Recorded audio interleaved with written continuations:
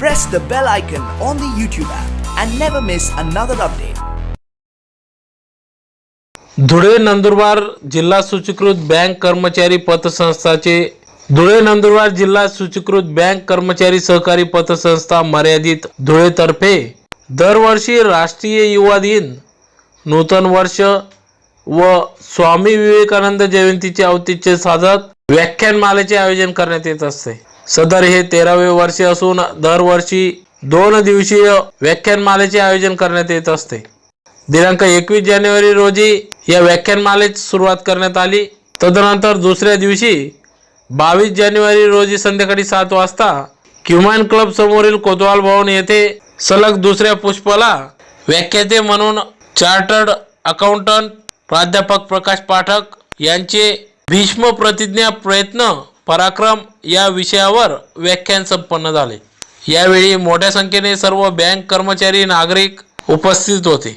नंदुरबार सूचीकृत बँक कर्मचारी सहकारी पतसंस्था अनेक विविध उपक्रम राबवित असते. त्यातलाच एक भाग म्हणजे दरवर्षीप्रमाणे बँक कर्मचारी यांना नवे वर्ष सुख समृद्धीचे ताणतणाव विरहित जावे, तसेच कर्मचारी नागरिकांच्या मनात चांगले विचार रुजावेत या उदात्त हेतूने अशा प्रकारे दरवर्षी व्याख्यानमालेचे आयोजन करण्यात येत असते व सदर व्याख्यानास मोठ्या संख्येने नागरिक कर्मचारी या व्याख्यानाचा लाभ घेत असतात.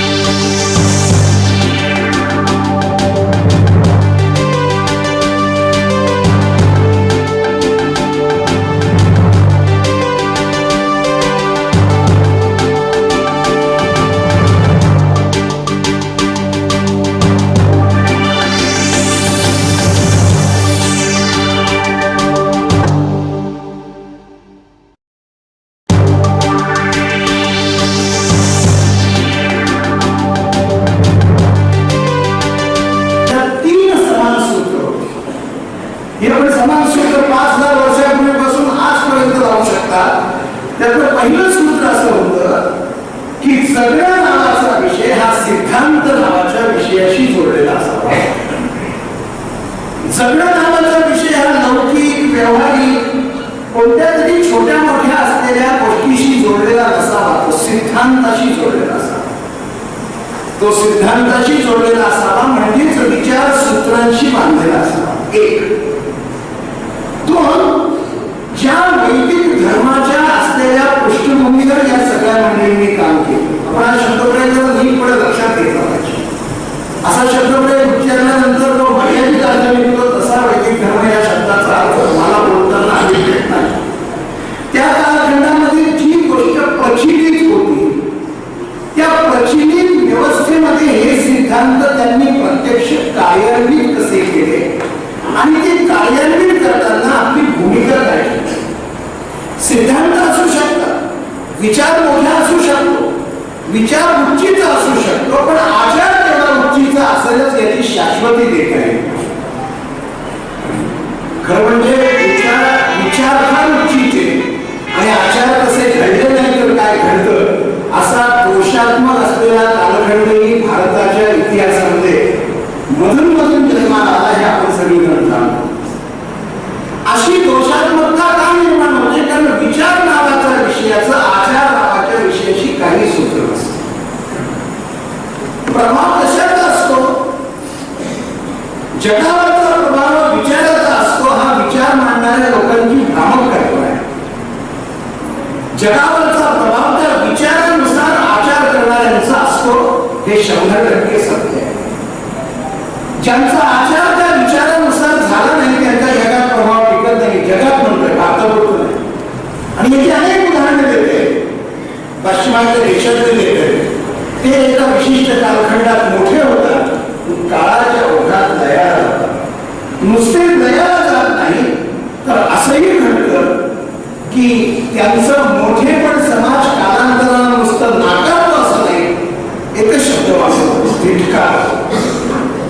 हे पाश्चिमात्य जीवनामध्ये घडलेलं आहे.